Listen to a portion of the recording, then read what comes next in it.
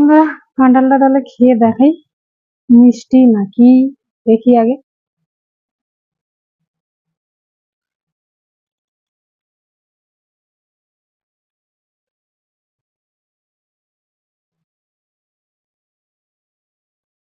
দানাই নেই।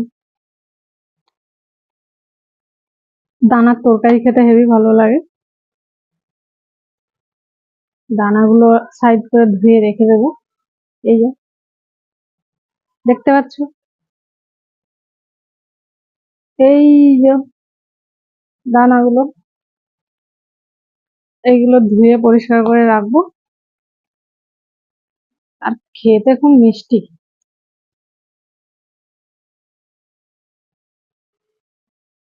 আমার কাঁঠাল টাঠাল খেতে খুব ভালো লাগে। কার ভালো লাগে আর কার ভালো লাগে না জানি না, অবশ্যই লিখবে কমেন্টে।